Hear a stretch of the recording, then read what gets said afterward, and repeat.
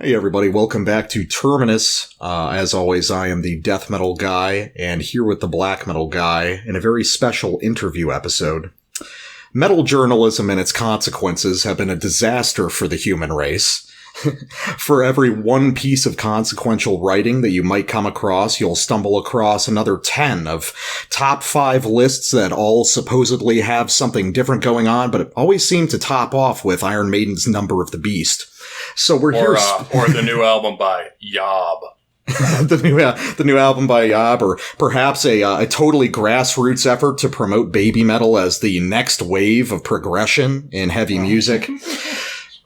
So now we're speaking with one of the only people who is still doing respectable metal writing in this year of our Lord 2020. It is, in a very self-indulgent move, the host of our podcast, Grizzlybutts, and we have Josh with us. So Josh, how are you doing today?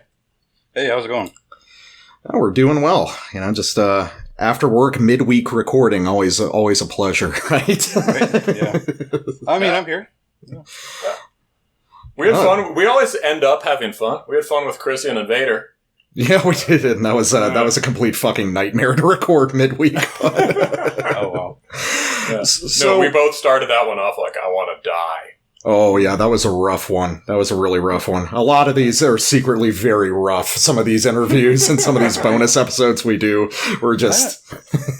I don't know. A midweek conversation about Vader and Christian sounds pretty good. That's midweek kind of music for me. Like that's like wake up. That's good death metal. It's loud and. I did get up the next day and listen to Christian. Do you have a weekly progression? It's like you're starting off with some Slavic stuff, then move into, you know, kind of second tier forgotten death metal, and then progress into doom, or. Well, yeah. I mean, like I'm always listening to music for review. Most of the time, like I'll give myself a couple hours a day, maybe, to reach back into something else I liked. But I gotcha. You'll see. I'll pick the easy reviews first. It'll be the death metal that I know about, and then I'll work towards the stuff that I need to do research for. I gotcha. So let's talk about writing about music, because just in this little clean feed room, we've got close to a half century of music writing between all three of us. Right. So how did you get into it? You know, how did you jump from being a listener to wanting to talk about it? Yeah, I mean, it depends how early you want me to start. I mean, like I could go back to like sitting in a record store, buying my first zine. I think it was actually free. It was from the Free Pile in small town Oregon, 3 decades ago. I picked it up and I'm like, it's pretty much a catalog with everything you could ever want. You know, it's the thing you kind of want from music. That's how can I put it? It's digging. Someone else has had the thought to dig deeper into music, and they went further than the record store, and so that's what inspired me. And that was. I think I was in a store by the guy who ran Mutant Pop. It's like a pop punk record label from the 90s. And instead of asking him what to buy, he just said, read the zine, see what looks cool to you, pick it out, you know, write to them and all that stuff. And so that got me into, everything. Like, I think we were talking earlier about, I was talking about thrash. I'd be listening to Sepultura at the time. I think this was 1992. So Arise, Dawn of Possession, Atheist was around. And like I said, do you have anything like this? Like, no, go check out go read a book, kid, you know. And so I did. And it happened that I bought the wrong book. Like I bought a couple of Southern California really popular fanzines. I bought Flipside and Maximum Rock and Roll. There's no metal in those magazines. I remember Maximum Rock and Roll. I bought one issue of it once. Right. And, well, it looks cool. And at the time, I don't think it had a glossy cover. It's just, it looked photocopied. And it was like, well, shit, I can do this too. And it's what you get from the pages of a punk zine or a punk magazine, was that you can do this too. Like, why aren't you doing this too? Go put up flyers, go start a band, go do this. So I did all those things, and the thing that stuck was writing about music. And you had such an ideal early music scenester experience, That's Yeah, that is pretty good exposure right off the bat. Yeah. So, but keep in mind, I don't want to sound like I'm some messiah of underground kid or anything. I was listening to fucking 311 and garbage like that too.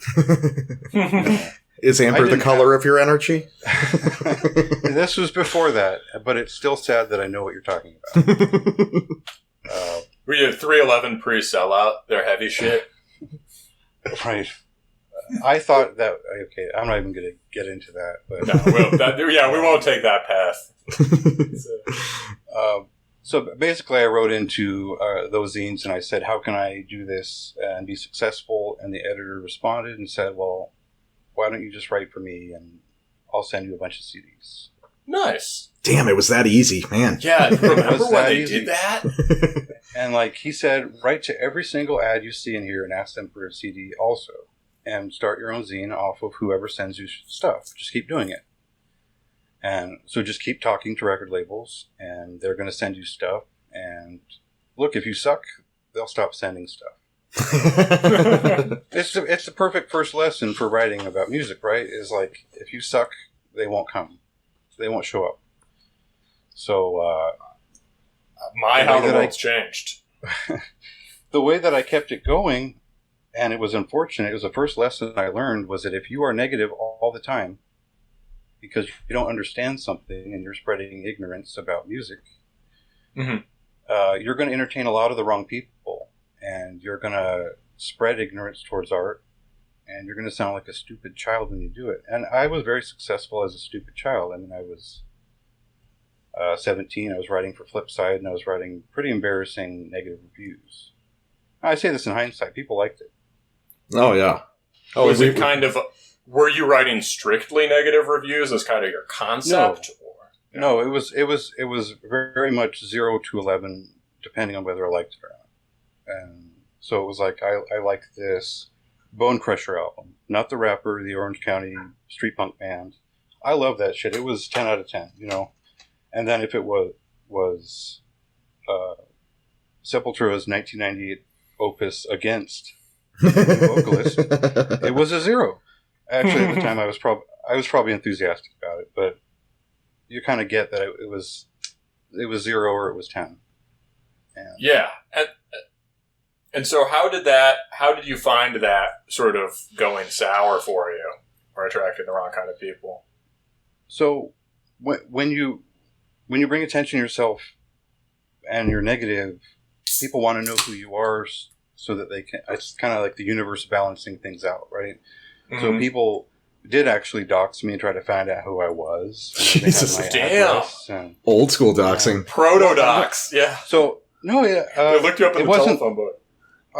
My address was on everything I was doing. Of mm-hmm. course. So I mean, some Portland bands just talk shit about me as I was a kid, mm-hmm. And I got discouraged from that. I wrote for the magazine until they closed in, I think, 2002. Mm-hmm. And then I pretty much went to college, did drugs for a few years, and kind of got life experience enough to know better and to write things that were more intelligent. So you have that kind of early kind of zine into when the zine sort of became legitimized, so to speak, and then you took a few years off, and then did you just go to the internet from there? Or? More or less. I wrote for magazines, but I didn't write for metal or music magazines. As soon as I started taking classes in writing, I was taking technical writing classes. Mm-hmm. Mm-hmm. So that meant I was proficient in ad copy and technical writing and layout design and kind of filling in catalog blurbs, kind of quick work that you do that just has to kind of be on point really fast. Yeah. For editors. But I was doing that for travel magazines, outdoor gear reviews, I have a big interest in just being outdoors, and I live in the Pacific Northwest, so it's just kind of second nature that caught on to me from there. Mm-hmm. But it was the internet that got me back into writing about metal and music, because I got back into metal and music at that point. Mm-hmm. What had brought you out of it? Just that discouraging experiences with Flipside? Yeah, there's a lot in between. So I think I mentioned before when we had talked, like, you asked me if I had ever made music. I'd been in a punk band. We toured slightly. I played with a couple bands, and I didn't like anything about being on stage. I didn't like anything about performing. And I was better at writing a song than I was at performing it. And so at the time, that was more important than it is now. I think we're talking 1999, or 2002, 2003. I felt like I had failed at, if I had failed at making a successful street punk band, like an Oi band, well, where do you go from there? EDM? Well, you go where most people go. You do an unsuccessful black metal band instead. Right. Well, yeah, and the thing was... The universe had chosen you as a one-man black metal artist. That's actually pretty astute, though, is because I didn't want to make black metal, but I did discover it around that time. So I was always the death metal kid who liked punk and didn't give a shit about black metal because it was fucking dorky nonsense. And then I discovered, I think it was the second Rotting Christ album, or the first. And then, definitely went to Verathron from there. And that's an interesting way to get into it. Well, right. Oh, no. So I had reviewed Emperor albums when they came out. You know, the second one. And panned them. Sure. Because Anthems to the Welcome at Dusk starts out with what I think is 6 minutes of synth. And if that was one of my first black metal records, do you think, like, either that's going to blow your mind, and it probably should have, or it's just ridiculous. And so coming from the punk scene, that shit's hard to swallow.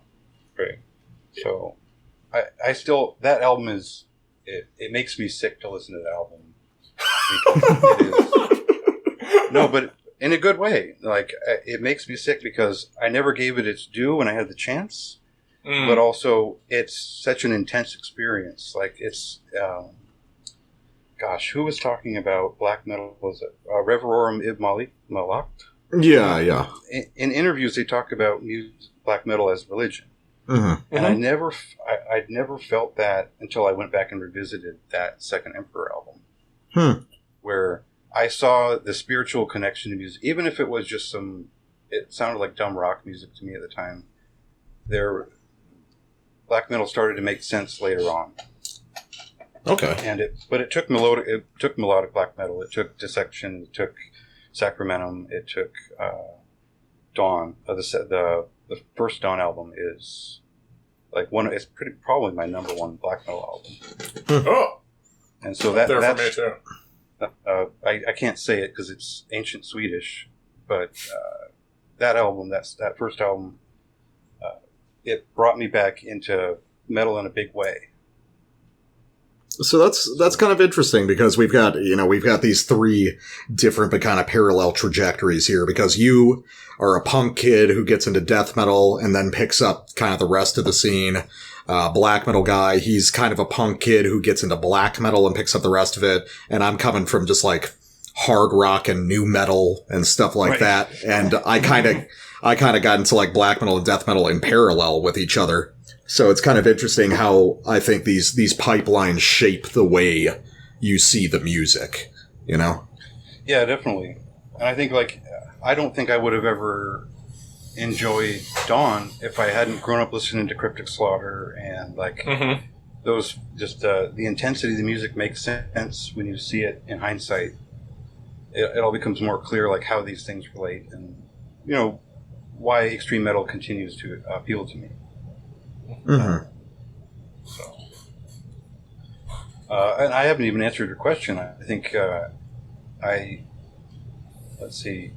I started reading Brave Words and Bloody Knuckles. Oh yeah, because they had a news section, and every week you could go in and read the news. And I do a weekly news thing on the site, and I'm modeling what I used to love, except I just add like Bandcamp link or whatever. Yeah. Oh, that's what I used to read the Gauntlet for news back in the day. Right. It's pretty similar. They give you a feed before the feeds were a thing. And from there, like I think we mentioned, Tufil's Tomb was around. It was all kind of irreverent, brutal death metal. Yeah, just brutal. I learned so much about early brutal death and gore grind and shit from that site. That got me into a lot of the stuff I'm really passionate about now. So that was a turning point in all journalism at that point, because I was also intensely into video games. I always have been. And websites, it changed from Reader's Digest to entertainment. It went from ratings that made sense to just emotional ratings. It was opinion and entertainment. And so that was what Tufil's Tomb was reacting to at the time. It was, I'm going to make you fucking laugh, and this is going to be hilarious, and I'm going to probably offend most readers. That's appropriate for this music. This is extreme music. And so you should give somebody something extreme. You should present it in an extreme way. Like, yeah. You should probably be an extreme person if you're listening to. If you're listening to Cock and Ball Torture, you should probably. Right. I was trying to think of like what's the craziest shit I could come up with, and I was like, I can't even pronounce some of the names, like Armado Granugio or whatever. Oh, Armado Granugio, yeah, I remember them. Yeah, splatter tech and shit. Yeah.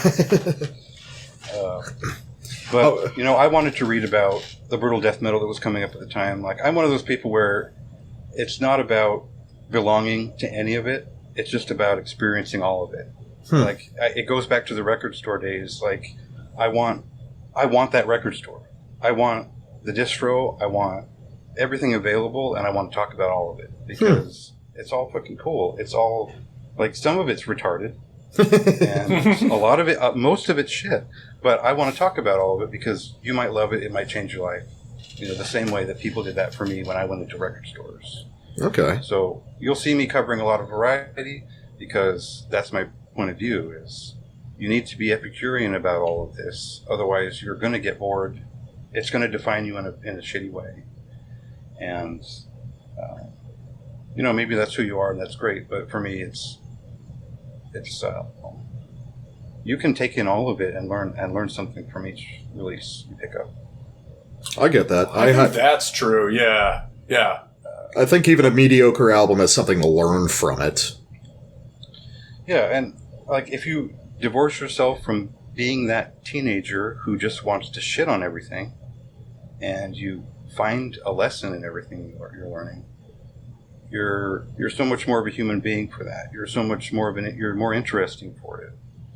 And like that's like going back to me being that negative reviews and getting popular for it. It's a dead end, and that's from experience. So, at the time, I think, anus.com was popular. That blew my mind. The not so much the artful language is a lot of fun, but what was interesting to me about that was that he was applying fine art critique and application of classical music techniques to black and death metal and hard rock and all that. And not only was he reducing like 90% of all heavy metal down to garbage, but he was also suggesting that there was cultural value in these seedlings of ideas for what extreme metal could be in the future. And I think it was really smart at the time because a lot of that did come true. You do see, like you guys will talk about like full range black metal, something that embodies the entirety of it. And that wouldn't have been possible without that perspective. I think that writing about music as if it were like death metal applied to classical music sounds fucking stupid. But not when you dig into it the way that he did. Oh no, I would argue that the whole greater metal scene that probably decries and mocks all the old anus stuff has basically internalized all the basic logic of it, you know? Yeah. Oh yeah, you read anus and you think it's pretentious and you just get up smugly from having written your Pitchfork review about how, fucking DSO's The Really Long One is the best album ever. SMRC, or SRMC, yeah. And that was my next point, was like early Pitchfork, when that site first started, had a sound ethos. And it actually was, when it started, it wasn't a valuable website. And they just went commercial. They traded hands, and it became something worthless very quickly. I remember, I never really followed Pitchfork, but I remember some other kind of like alt media sites at the time that were kind of similar that I liked a lot, like Satan Stole My Teddy Bear or Sonic Death UK. So there were a few things that were kind of like abutting indie stuff, some extreme metal, some weird punk stuff, some kind of art scene stuff. And I did get a lot of kind of breadth to my musical knowledge from stuff like that early on. Yeah, so I think a lot of online, like, metal wasn't there yet in terms of journalism. It still isn't there as far as finding that connection in the moment versus commercialized, making money off of any of it. But those were high standards at the time that people took for granted. Mm-hmm. Is that you can be entertaining, you can be scholarly, and you can be functional. Without just doing what everyone else is doing, without the lowest common denominator. Mm-hmm. So, well, it sounds like there's a big difference between this mode of criticism you're describing, metal crit as it develops on the internet, versus metal crit as it had been institutionalized in hard rock magazines. Yeah. So, I mean, that's an important point, right? Heavy metal journalism and hard rock magazines, like you said, if you bought, I bought Hit Parade and Metal Maniacs and all that kind of stuff, but that wasn't where the good stuff was. It was the zines, it was the smaller publications, it was maybe briefly at Kerrang and Terrorizer, but I'm not saying those were the good old days. Those were stupid magazines. They were dumb. Yes. They were big pictures, and they were stupid reviews, and it was all dorky shit. But they were a reflection of the zines at the time, and the zines actually pulled from them. They tried to learn how to be professional from Terrorizer and Kerrang. Interesting. And so I always imagined Terrorizer and Kerrang had been kind of like, there's this new extreme metal thing. How do we make like a hard rock magazine for this? But you're saying it came up more direct. It was more grassroots than I'm making it at the beginning? At the beginning, yeah. I mean, maybe not. I don't know the story of each magazine, but I know a lot of the people who are trying to write for that magazine were writing their own zine at the time. Mm-hmm. Well, there was some stuff around the same time that kind of split the difference between the two, like Pit Magazine was really good. And I think that was a really good effort to elevate the sort of Xerox zine into something greater, sort of professional, but from within the scene purely. Mm-hmm. Right. I mean, it still had glossy photos and all that crap in there. Oh, yeah. I mean, it just looked better, but I think the content was still pretty, like, for us, by us, Yeah. So, I think when I first started writing online under my own domain name, I was really trying to angle the whole thing towards the zine, and I wanted to kind of do the photocopy zine, kind of do what Echoes of Death does, and all that. But I mean, how do you deal with becoming ephemeral? And unpurchased after you've been sunk money into it. So. Well, that's the question of the metal scene as a whole, is right? Well, because you were starting this in the early 2000s, right? As zines were kind of beginning the downward spiral, right? Yeah, and so I started my own zine, and I ran it for not very many issues, 4 or 5 issues, and it was kind of like they said, if it's not good, people aren't going to show up for it. But yeah, I mean, that's what I was doing something closer to Pit, where it was maybe like one scene report, a bunch of bad reviews, an interview with like a Viking metal band and like a couple of shitty punk bands, and there's no audience for it, so nobody read it. And gosh, I think I sent it to Century Media, and they cut off all ties. Oh, yeah. Well, the thing was, is that that was not always a big label. Like, it was always pretty big, but... Well, back when they were like Olympia, yeah, right, they were... It was a thrash guy, I think, who started it. Despair, I don't remember. But, yeah, this was around the time when, like, Madball records were still coming out, and, yeah. Yeah. So, I went to college at that point, and I kind of threw my hands up in the air. Like, I was not important. It wasn't that important to me, and you know, I tried a bunch of different things.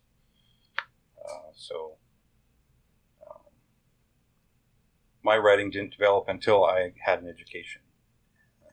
And, you know, like studying things like pre-Socratic Greek philosophy, reading like neurological examinations of cancer patients listening to music, and like there's all kinds of. I went to school for science, so there had to be a method applied to what I was doing for me to go back to it, and I found that method through learning, like taking classes, all that.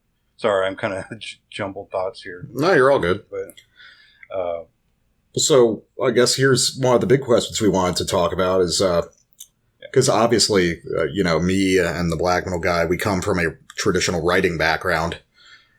But now we started doing the podcast, and at this point, you know, I think we both agree that we feel like we've arrived. Like, this is kind of the place that we always wanted to be, was doing this kind of content. So I guess, especially in the wake with all the new media coming out and new ways to talk about music or, you know, whatever content have you, why writing now?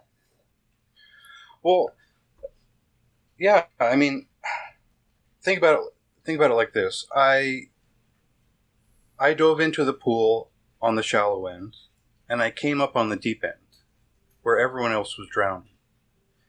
Because you didn't have to try that hard to be good when I started, and now you have to try really hard to be mediocre, and nobody gives a shit when it comes to writing. When it comes to writing, nobody reads it. Nobody has the attention span. Nobody finds anything you have to say interesting. It's such a challenge to get people to read what you have to say about music. Actually, let me pedal back. It's such a challenge to get anyone to read. And I think that I like that. I like the idea that the only people who are going to give me the time of the day are the kind of people who pick up books and read them. They're the kind of people who read the lyrics to the CDs they're buying. They're the kind of people who buy vinyl because they're weirdos, you know. Maybe that attracts some hipster affect, or maybe it's just people who want to find that higher, kind of the higher echelon, the higher thinking, something else that isn't just ephemeral, like I was saying. So maybe I matter 10 times less than I did back when I started as a kid. Like, I could have probably started a magazine and kept it going and been just fine. But there's no reason to have that ego now. It's more like, I want to connect with these type of people who read books, who, like, if I write, so, not too long ago, I wrote a review after reading a book by Josephus. What is it? The Jewish War?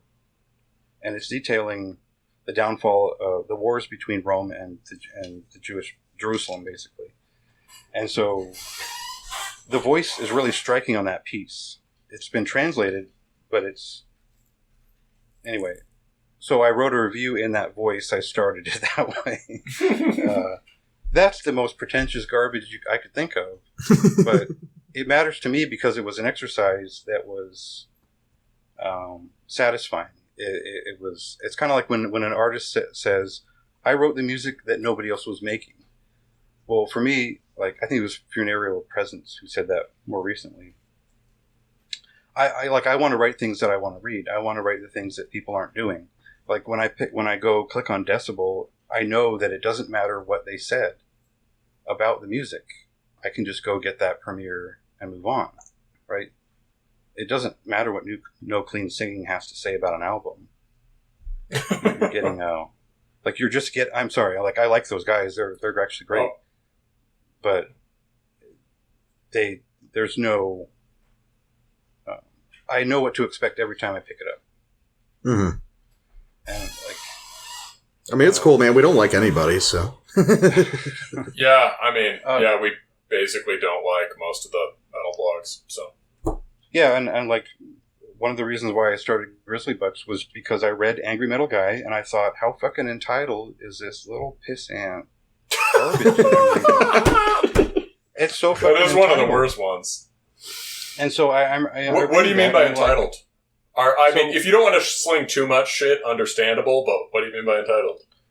So they pan this record that I liked. No big deal. Like, actually, I'll probably pan it in 2 years when I rethink about it. But the whole conceit that this album isn't good enough for me because, maybe the production wasn't to my liking, or this, that, or the other. The whole angry persona is so... it's so 15 years ago. It's so entitled to any of this great shit that's falling in your lap for free.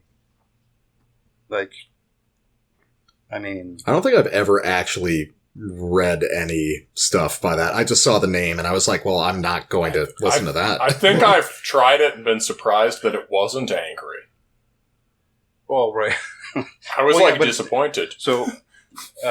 it was started by a guy who actually started on Rate Your Music, and he was a terrible writer on Rate Your Music. Like, you can find his profile on there, and it's just awful. And he just liked power metal and Amorphous and all that stuff, and you see that on the site today, that they favor the kind of the Euro trash, extreme metal. I don't mean to rag on I'm going to sound so egotistical about all this shit, but that's fine.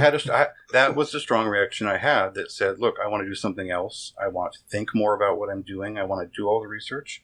I'm going to listen to this album 30 times. It's going to take me 4 weeks. I'm going to read a book in the meantime. And so maybe my review of this folk metal album will have some Thoreau in it or some shit like that. And if that's pretentious to you, don't read it, you know. Mm-hmm. But if it appears artful, if it's insightful, if you learn something, then I feel pretty good about it. That's fair. I mean, so you really see the whole metal review as a format that is conducive to self-expression, you know, above and beyond. Yeah, to some level. Yeah, I mean, I don't want to say that I'm creating art or some shit like that, but it's more, I put in as much effort as this album deserved, and I tried to match the effort the musician put in. Yeah. So when I see, like, here's a great example, like, you guys interviewed Serpent Column recently. Mm-hmm. That guy spent years putting together that first album, and then is elaborating upon it in all these insane ways. Like, how could you not, if you don't match that energy, then it's done nothing for you. You haven't done it. You haven't given any respect to the artist. You downloaded it for free, probably, because they're nice enough to make everything free. And so, what are you in this equation? You're a fucking consumer. Sorry, I got all excited about the angry middle guy thing. No, that's... I love how your level of excited is still like, that only rates like a 4 out of 10 compared to shit that I do on the shows. Right, yeah. I'm a quiet little lab worker, so it's just, yeah. Shit, you heard me pan that Incantation album. I mean, God. Right. Actually, I don't know if you read my review for that. I actually liked some of that. I know. It's just different strokes, I guess. I mean... No. I trust that I agreed with everything you guys said about it. Especially when it's not fair to juxtapose the first album with the worst album. I mean, how is it not fair? They're putting it out under the Incantation name. That seems completely fucking fair to me, you know? You're right. It's let's say this. It's brutal. That was brutal. Like, I couldn't argue with that. Oh, well, that's where we decided to just stop basically doing major albums, you know? Yeah. We wouldn't do that to an underground band because there's no point. You know, if you wanna pan some bullshit that's just coming out, the best thing you can do is to not cover it or to just throw some shade on it in another review. But yeah, I think that's an important conversation to have. Is a lot of people will feel like you're not, if you don't present the spectrum of the rating scale, you're not Reader's Digest, right? But that's an ancient way of thinking as far as the last 20 years are concerned. If you have time to, let's say you're reviewing apps on the Apple Store, iTunes or whatever. If you reviewed every single one, what value would that be to anybody? Negative or positive, you would have a giant catalog of absolute garbage. If you just review the very best ones, pick everything above a 7 out of 10, and just stick with what's important, what's good, you're critically panning all those things by ignoring them. Yeah, I mean, that's basically how we feel nowadays. I mean... if I love a band but I hate their latest album, I just don't talk about it, and that is the judgment. Like, of course you miss things, but like I love Necrophobic. The first album is so incredible. Maybe the next 3 are pretty good. I like Dark Side a lot. Yeah, no, it's almost as good as the first one. But the new one, I mean, I can't even bring myself to write a word about it. It's not that it's that bad. It's just that it's not worth anyone's time. Mm-hmm. It actually looks just like Dark Side when you look at it from a... I saw that. It was like, man, this is going to be good. And the first single was funny. The music video and all that. So, I really think that we're so inundated with all kinds of information and media, and all of it's free, and it's all of it's right there. We've got premieres, we've got all this stuff. So just by ignoring it, you've got your review. You know, if you care about my opinion, then you don't have to. Just skip it. Yeah, I mean, at this point, we're just not interested in covering. There's plenty of stuff that's just obvious crap. I mean, we've basically just discounted at this point every major metal label, and I'm sure there's decent stuff coming out on them from time to time, but I just don't really care about any of it. So I think a big thing we ask to ourselves when something's coming out is just like, is somebody else going to cover this? Are like enough, if there are blogs or whatever that are higher tier than us in the sense of more readers or whatever, if those sites are covering something, it's unlikely we're going to cover it unless we really want to talk about it for some reason, right? And if something's like solid and it's doing the rounds in the press, then it's just like, good, buddy, props to you, you keep at it, right? You know? Yeah. Well, I mean, but then also gets to, I think, a big difference between the stuff that we do and what you do. Just because you have this, I think, more kind of curatorial approach, whereas we are kind of, now, if you say what you do is pretentious, how's this for pretentious? we are really kind of trying to develop a model for thinking about this music, I think. You know, I guess kind of in the sense that Anus did, or some of the smarter blogs from like the Blogspot era did. You know, we're kind of trying to sculpt our own vision and our own community around a certain way of thinking about music. Right. Yeah, and I think the important distinction there is that you guys have some knowledge of music theory. I don't. I've always self-taught myself on instruments. I can't tell you any of that. And you won't find music theory discussion outside of broader concepts that I understand, that I picked up along the way. Mm-hmm. Because I don't think that with all that I'll load into a review, if I load theory in there too, it will be kind of like a cake with a second layer of frosting on it. Mm-hmm. You know? Yeah, I get what you mean. It seems like you're kind of... Sorry. It seems like you're kind of interested in what you devote space and thought to in a review is maybe using the review as an opportunity to get your readers into cool shit that you've been reading. We bring in external reference points too, but where there's something with writing, if you're engaging it on that level, yeah, it seems. Would it be fair to say you're invested in that, like building to some degree? Yeah, I think it's important that if I'm going to curate to you, you have to trust that I'm not going to throw some stupid garbage down your throat.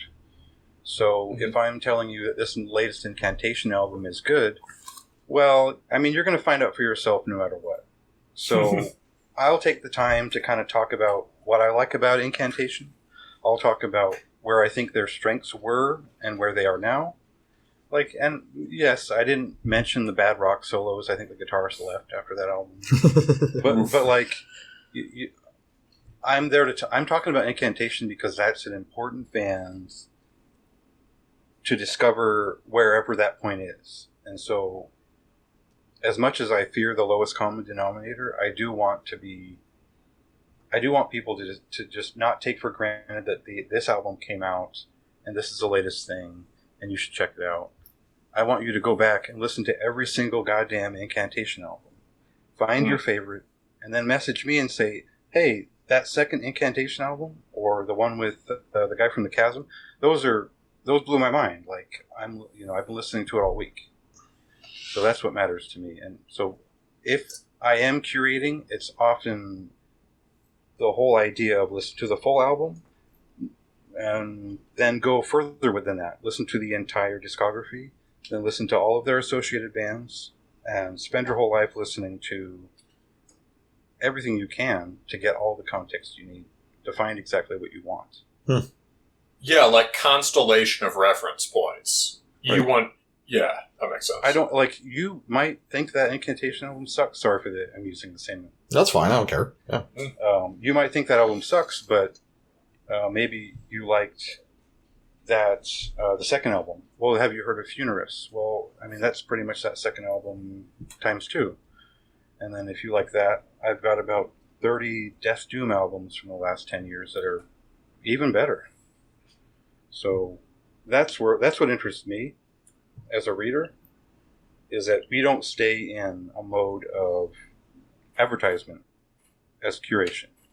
We look at the entirety of what's available to you, past and present, and evaluate where do you sit with this artist? Where do you go from there? Mm-hmm.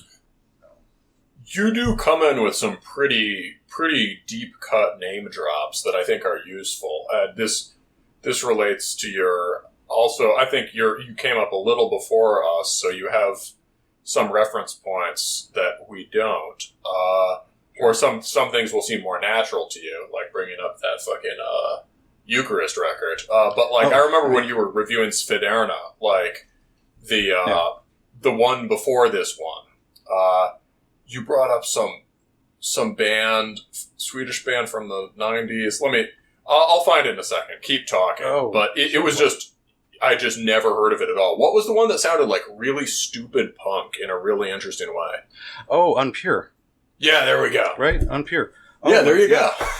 So for all the kind of black heavy metal crossover there is out there, Unpure they've never gotten any, think of them like kind of Tullus or, what is that? It does sound like Tullus. It's got the rock in there, but it is the early albums are much more like kind of Niflheim, but like the first Niflheim, but not as just aggressive. It's more laid back, like you know, they're a little more drunk. But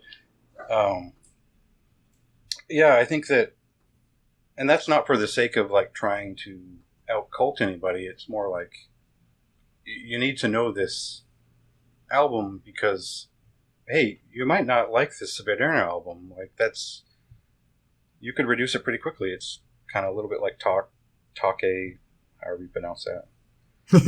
A constant debate. Toke. Toke. You might swing back, and you might click on that on Pure album if I linked it, and then all of a sudden you're, maybe those late 2000s Darkthrone albums sound a little bit more dorky than they actually are. Ooh, I don't know if you could make them sound much dorkier than they do now. Well, and you actually speaking of that, like I just reviewed Isengard's latest album, which is I don't know if you guys have heard it. I saw it. I was interested, but I never listened to the old Isengard, so I don't know. So, really, no, no. Yeah, those are incredibly interesting demo tapes you got to check out, because if you like death metal Darkthrone, one of those demos is on the first album. So, but more broadly speaking, what I was getting at is everyone's hot take on this latest Isengard album has been, man, what is this dude doing making all this terrible shit heavy metal? I mean, is this his midlife crisis moment? And I saw this from some musicians I respect. Wait. But then you go to the album. This is a demo from 1989 to 1993.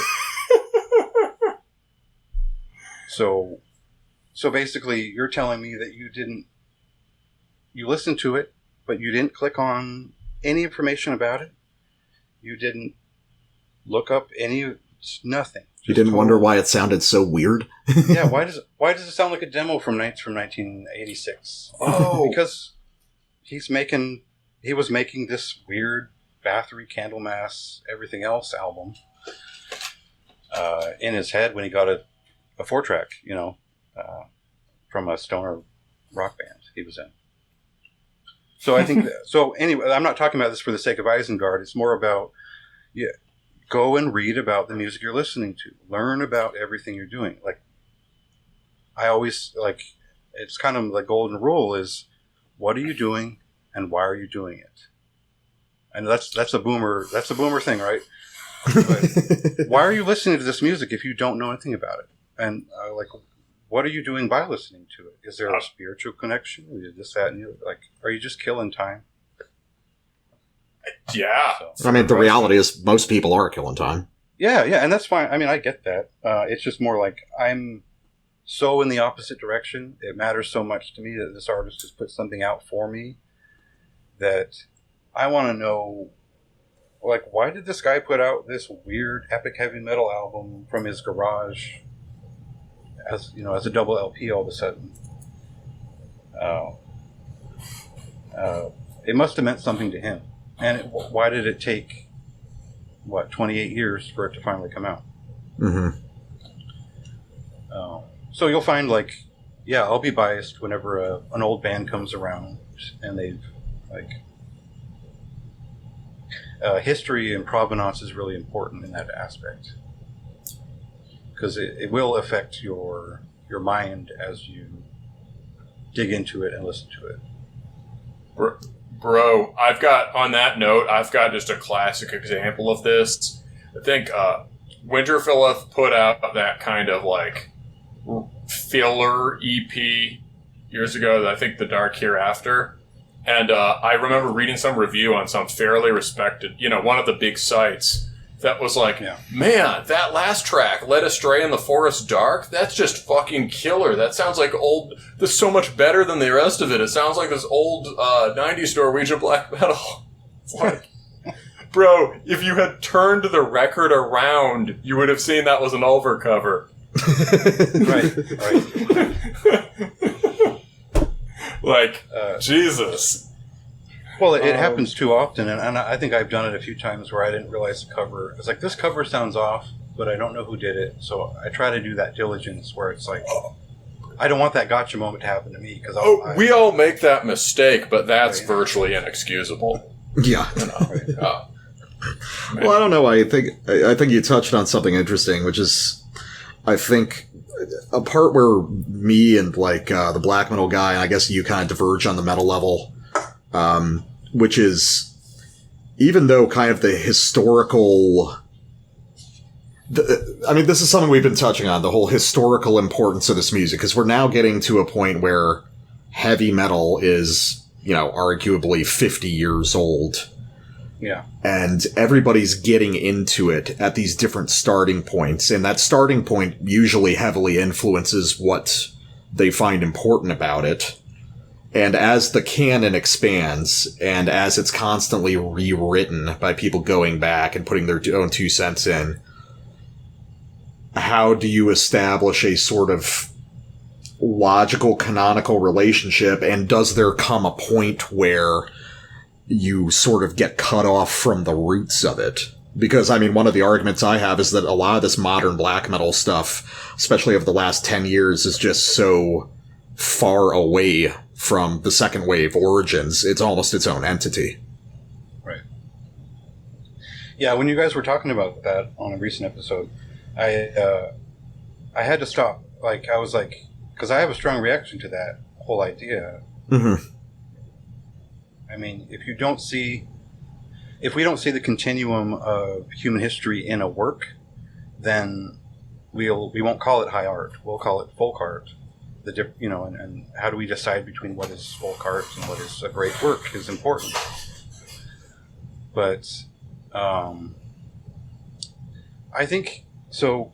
The best way I have of kind of relaying this is, let's say, how important is music to you for your life? Like, if you're a musician,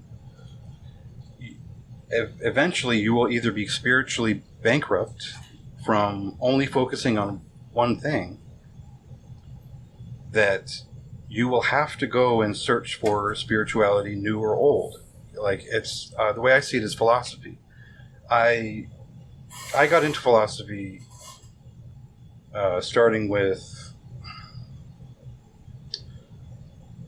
kind of earlier pre-Socratic philosophy, but you'll see that it echoes very clearly throughout history because they never stop talking about it.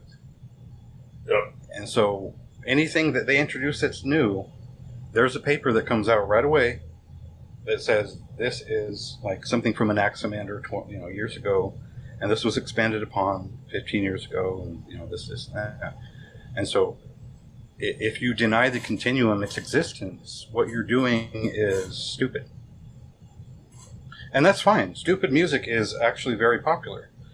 I think that I love psychedelic music. I think that I love improvisation, but those are ancient arts, right? They're no matter what you're doing, you are pulling from something that is on that spiritual continuum of our intellectual history. It's just that if you resist the urge to go back in time on purpose, you're doing a disservice, and you're I hate to say it, but you're almost not really an artist. You don't love what you do enough to know the spiritual, intellectual history of that art. So, why would you not strive to know the origin of what you're doing? I think that's really is the purpose of most people's spirituality in most cases. Unless you're charging towards the void. The void? You mean the bright future? As a nihilist, which I think is great too. I mean, I'm not here to judge anyone's religion or whatever, but why not? We do it all the time. I think that if you want to keep your mind lucid, if you want to stay challenged, and you want to do something important with art, I think you need to know the origin, the history, the context, and it does so much for an artist to see the continuum, because I call it the storm within, the great storm within. You've learned so much that you have to put something down on paper. You have to play a guitar. You have to do something. It's this existential feeling where you've got to have something come out of you. And that's the kind of music I look for, is where I feel like this person sat down. They didn't say, I want to connect Morbid Angel with Dark Angel, and I want, you notice my all angel band, you know? Armored Angel? Charlie's Angels. Oh. I love Armored Angel, by the way. But, Armored Angel's great, yeah. I think it's really important that you acknowledge those artists. I think, like we were talking about Into Oblivion before, I really think like they might have had a starting point that came from their love of early death metal or black metal and where those things converged, but they made something that is their own and kind of beautiful for it, right? And I like, you don't sit there and play that song, those songs on the guitar and not feel something and not feel accomplished, or, you know, it's a feat. It's a higher form of something. So, I mean, whatever. Like, I'll go review a stupid noise rock album tomorrow, and I'll sound like an idiot, but you kind of get what I mean. Well, I mean, noise rock deeply schooled in the tradition of Unsane and the Birthday Party. I mean, I don't know. Like, well, I mean, that kind of gets us to kind of a deeper question of, you know, the whole high art versus folk music thing. And that's one that I'll kind of go to ground on, because I really don't believe in a delineation in terms of like artistic value between those two things. Yeah, no, I understand. And see, so I'm drawing a line that's very, I guess I wouldn't die on the hill for it. Okay. Because of what you're saying. Like, I agree with you in some level. Well, in some level, we all agree on that because we all review heavy metal. And those things are, none of it matters now because all of it is on the internet, right? All of it is out there. It's all available. All I'm saying is that you have the continuum available right now. When I was growing up, again, as a boomer, apparently, I didn't have access to everything I wanted, and that's what drove me to listen to more and to find the thing I wanted.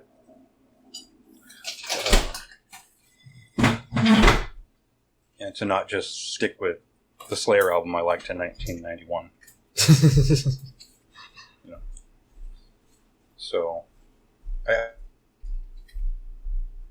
I see what you're saying, though. Like, I kind of anticipate what the argument is that all things should be equal at some point, because we aren't ruled over men and wigs anymore. Well, not necessarily that. Not that, you know, all things should be equal, but I think that the way the way a lot of us view art is sort of subconsciously informed by these certain ideas of, like, respectability and, you know, academia and kind of like what is intellectual music. Oh, and I guess I kind of want to get away from that in certain places, at least. Right. Yeah, and I think that's where I was going before I sidetracked myself, was that, yeah, man, I grew up listening to punk music. Like, I was in an oi band. Like, totally. Music needs, like, I understand making music for the people. And so, like, or just for yourself, or just for the hell of it, or just because that is what strikes you in your own quiet way. Yeah,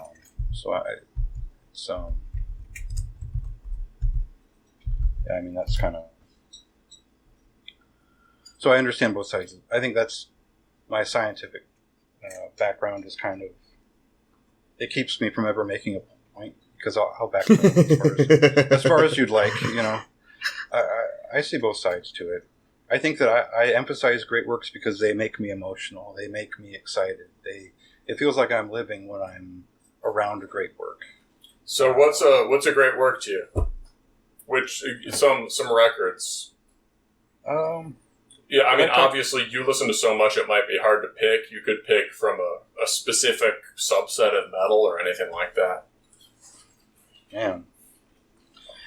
I think that this is a weird choice, but I think it's the second Evoken album, Quietus. Oh no, a lot of people love that album. Yeah, I think that. Let's argue about whether Funeral Doom is folk or high art.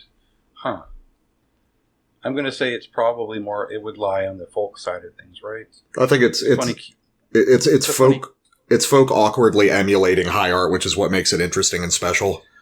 Right, and so there's these keyboards all over this album. There's this mood that's just perfect. I think that it's when I sit with it, I'm lost in it. I'm feeling it.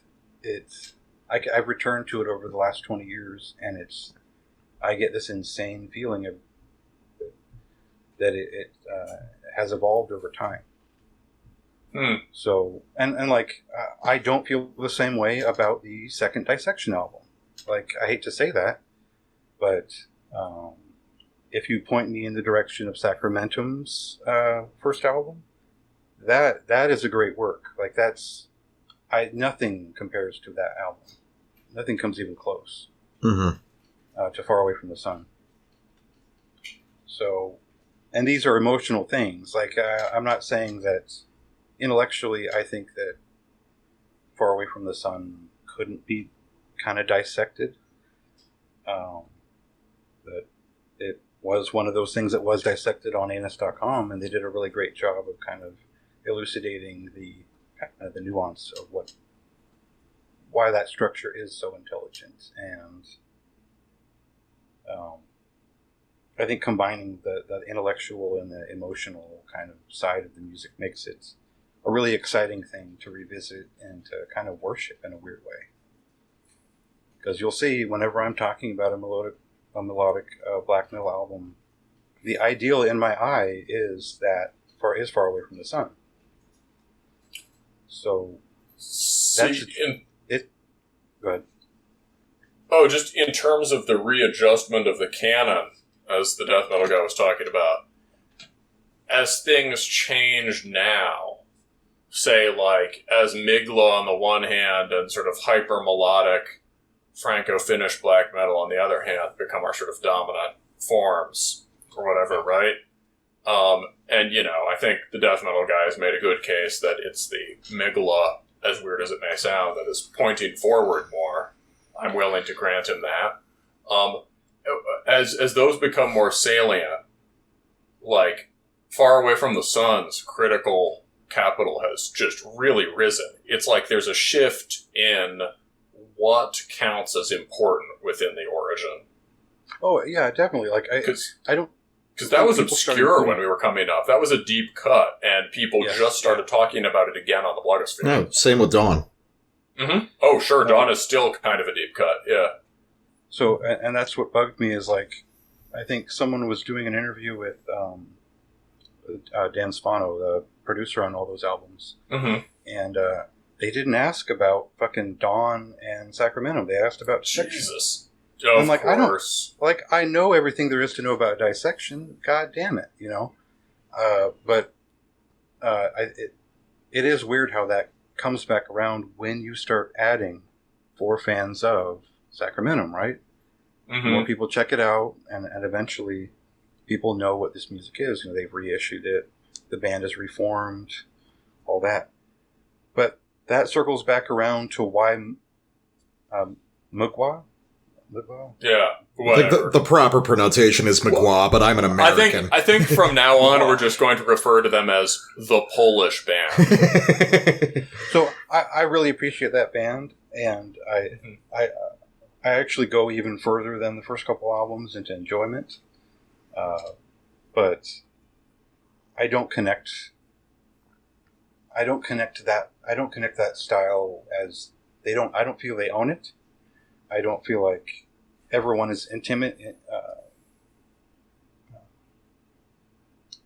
I don't feel like every band is influenced by them. Obviously, a lot of them are, and the bigger question is this what black metal is going to be now? Is this the point that they're all vaulting off of? No, because some other band will come along in the next few years, as they do every decade, and that will be the new point for people who have even shorter attention spans. What's important for us who have some sense of old and new is that you remember that that band is important for this last decade. And that's it. Like, I don't think that... it's like when Agalok was really important for a while there. That's what everyone was saying about that. Is every band going to be some Cascadian post-metal at this point? And you know what? For a long time it was. It may kind of still, kind of that may have come true because there's this whole parallel universe of, quote, atmospheric black metal. So, you're right. And so there's a room for these waves as they appear. But you don't have to pay attention if you don't want to, because most of these bands don't matter. Or, I'm sorry, they do matter, but nobody cares. Very few people buy them on Bandcamp. Few people in the grand scope of population and economy. It might seem like a lot right now, but all those, the same way early 2000s brutal death metal CDs on MySpace was a big thing, all that's gone now. Take me back to those days, God. Right. You can't go and find a band like that unless you dig deep, and they're probably old and probably don't tour.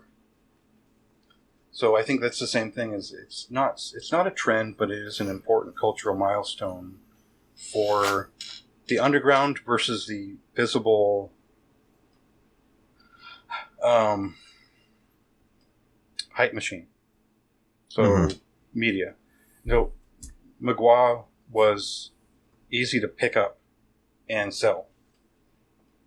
Mysterious, dark, melodic, impressive, prolific. There you go. That's an entire article on Decibel right there. Right? No, I mean, if that was a lot of keywords for a Decibel article.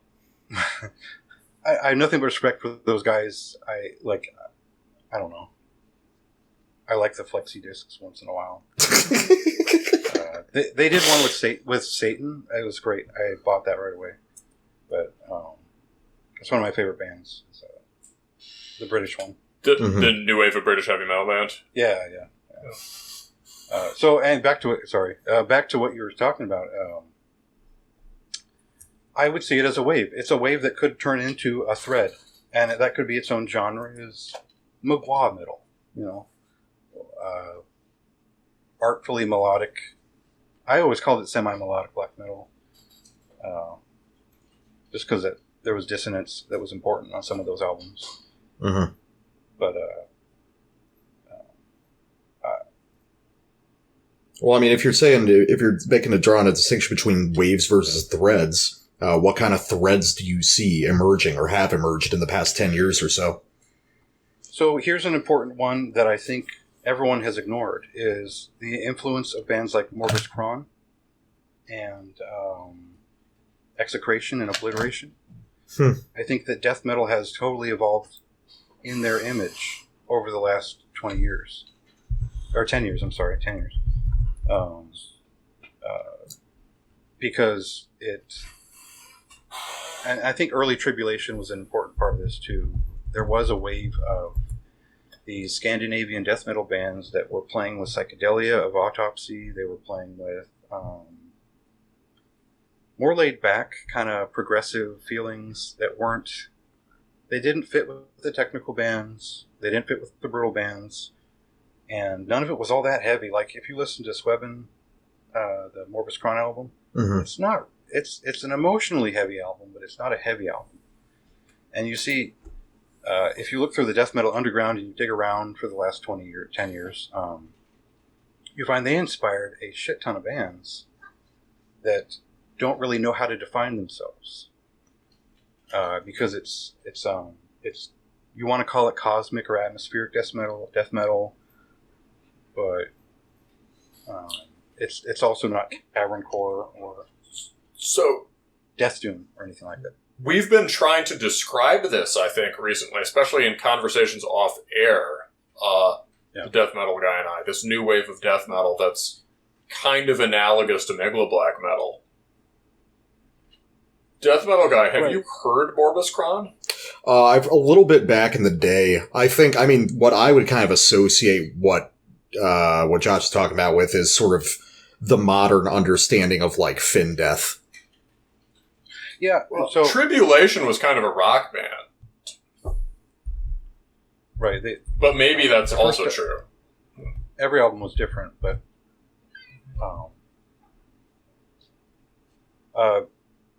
the second album was pretty influential for incorporating elements of like a little bit of progressive rock. You'll feel the hard rock on that album a little bit.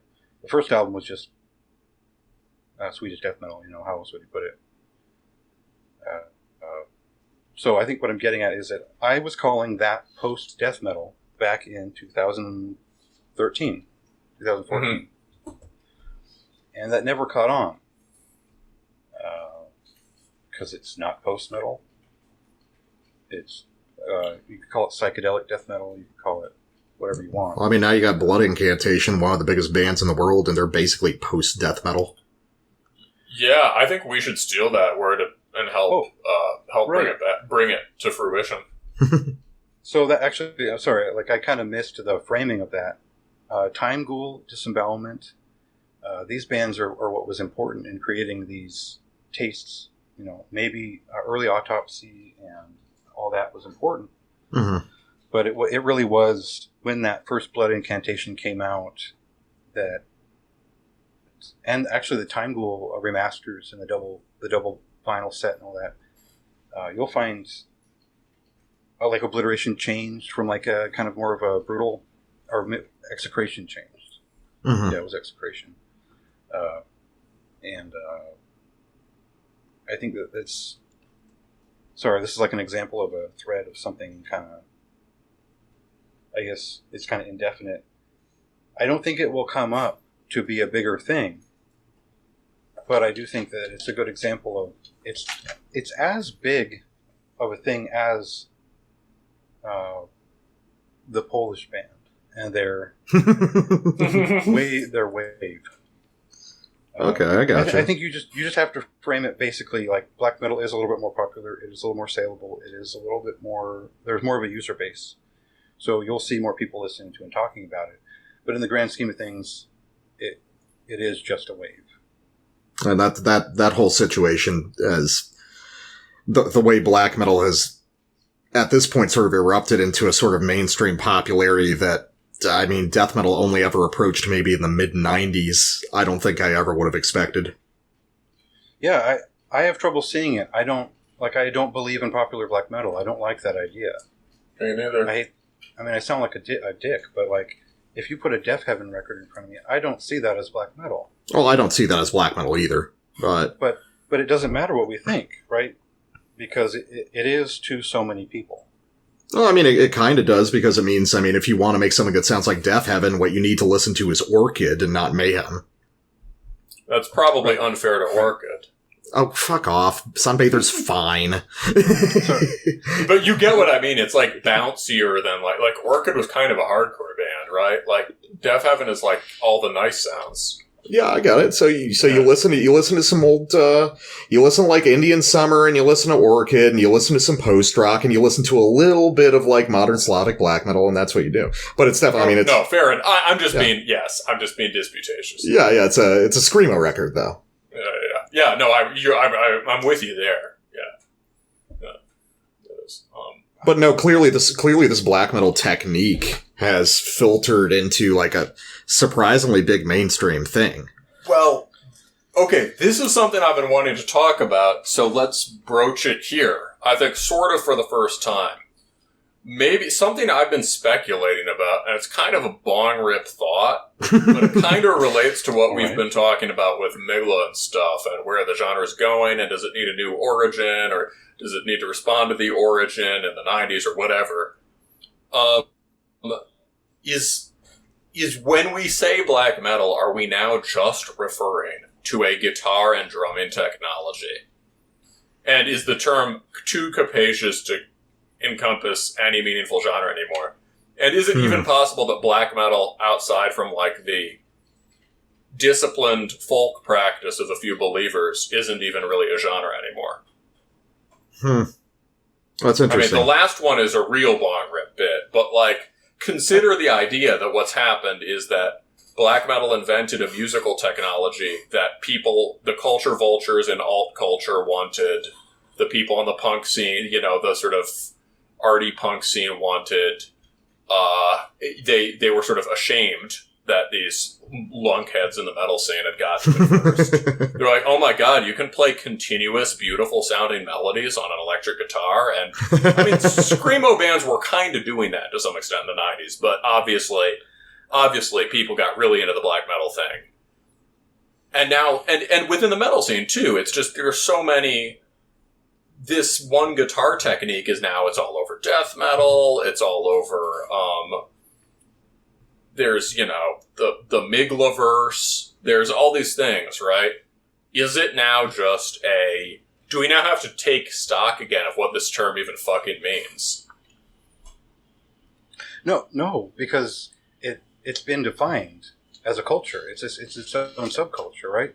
I think that just because somebody decide, what do you call it, cultural misappropriation? That's all it is. It's cultural misappropriation. Like, black metal is its own culture. It has been established. The rules are written. The laws are there. Don't touch it if you don't mind, you know? I'm not entirely disagreeing with that.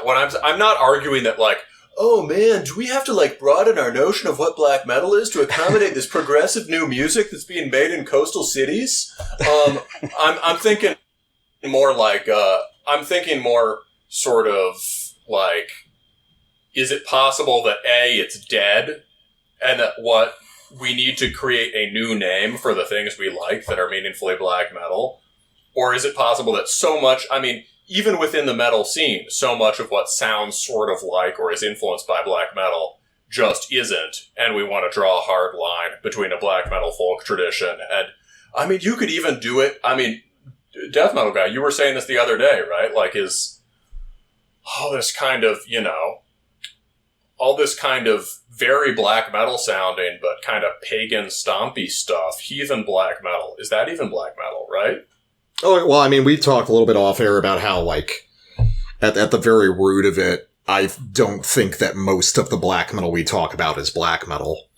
So explain what you mean. Yeah. Oh, no, I just have that, like, old asshole sensibility where it's like, if it's not kind of satanic and Scandinavian sounding, it's not really black metal to me, you know? Mm-hmm. Like, I mean, that's a meaningless distinction. Like, I'm not gonna, like, argue that as, like, a meaningful point, because I still use the term as broadly as we do everywhere else. So, I think it's important. Sorry, I don't mean to interrupt. No, you're fine. It's an important distinction. So we can solve this whole problem if you ascribe to this whole sense of the continuum I'm talking about. Does this music fit on the continuum of black metal from 1981 to 1979 to today? And does it fit in, or does it just, you know, flecks of toilet paper on the world's ass, right? It's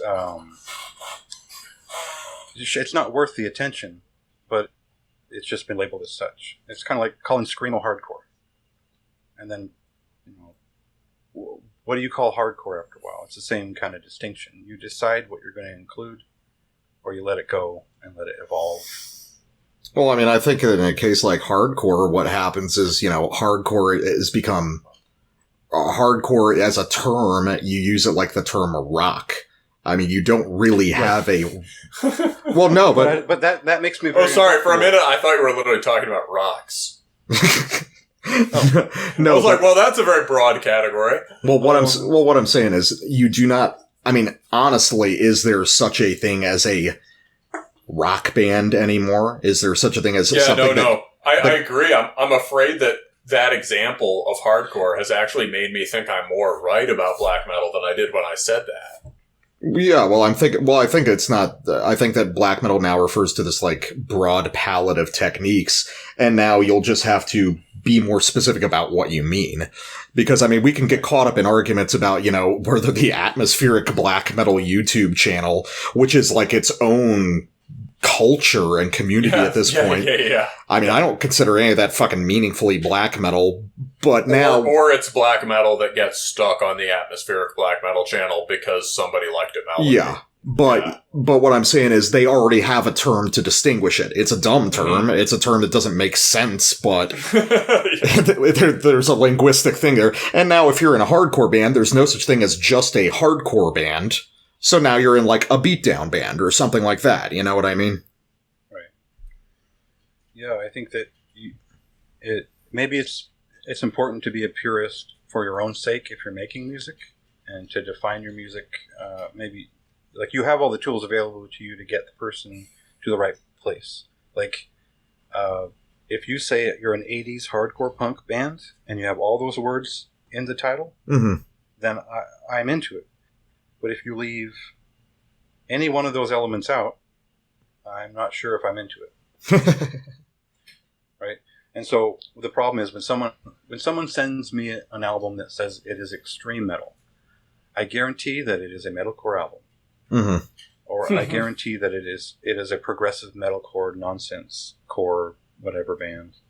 Or if it just says it's a metal band, they don't know who they are, and I don't want to know who they are, because I guess I've always been a person who's been a stickler for subgenres for the sake of communication. Oh yeah. So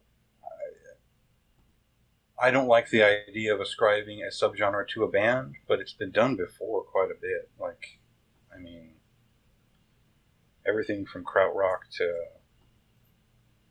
disco kind of started from one place.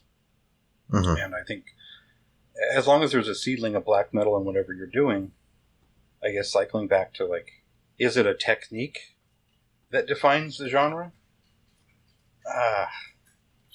It's any technique you want to pick. I guess what I mean more is, no, I agree that you can't reduce black metal to a technique. What I'm saying is the word black metal now getting used to describe simply any number of wildly disparate, even kind of like directly opposing musical tendencies using the same technique? Yeah, definitely. Yeah, okay, fair enough. So yeah, maybe we kind of agree on that, yeah. Yeah, no, I mean, I don't know.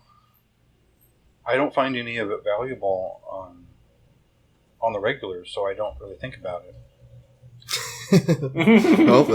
Well, it's like you said. It's like not covering an album. That's the verdict in and of itself. Yeah, no, I love the idea of atmospheric black metal, but when you say atmospheric black metal, I go back to like 1994, and I think of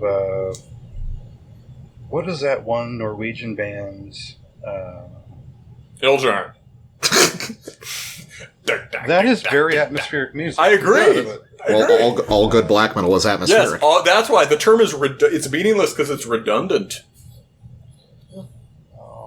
Oh man, this is going to kill me if I don't remember what this is. Anyway, I'm thinking of slower paced. I'm thinking of or like a lot of Polish black metal was quite slow when it wasn't raw. From the early non-Graveland kind of side of things. Themgaroth is a good example. The Finnish scene had quite a bit of that too, where it was quite slow. It was full of keyboards, and they were all kind of funereal. So the underground had distinctly atmospheric music that was a reaction to what was around at the time. But now there's nothing to vault off of as far as like this is music in opposition or in juxtaposition. So when we circle around to everything bands or sort of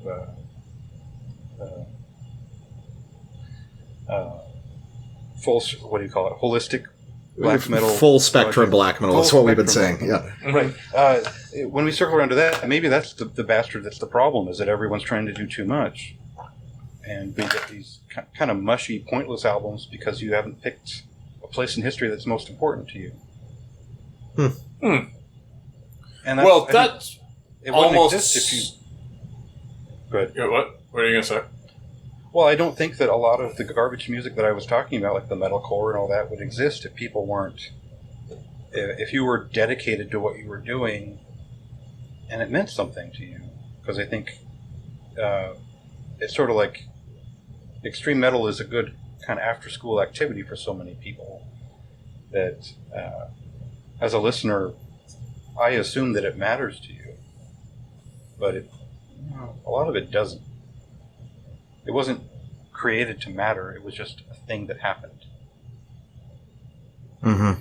So black metal, the way that I've always seen it, is that it was a raw sort of reaction and a subculture that had a sound that evolved. So today, it has to resemble that origin in spirit, at least. Okay. What are you reacting to right now? Like I said, what are you doing, and why are you doing it? So do you think black metal needs to reoccupy? Interesting. So do you think like the fuck you spirit, the like, fuck you, we're gonna kill you, death metal posers, you scum, like, no Scott Burns. Is that do you think like black metal needs to get back to that relative to contemporary things going on? Is like that oppositional spirit a key part of it to you? So I don't think that yes, but I don't think that it has to go back in time. It has to it has to go back in spirit. Like you like if what you're doing is black metal, then why are you doing black metal? What is this response? Why are you doing it?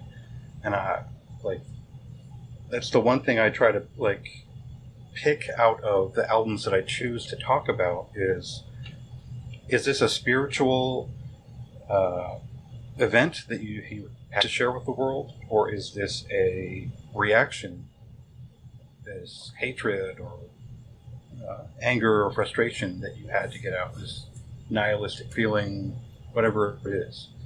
So that's what I want from black metal. And I think that if you don't have that, you're not making black metal. You're not in opposition to anything. Be it the universe in the void or the shitty fucking punk band down the street.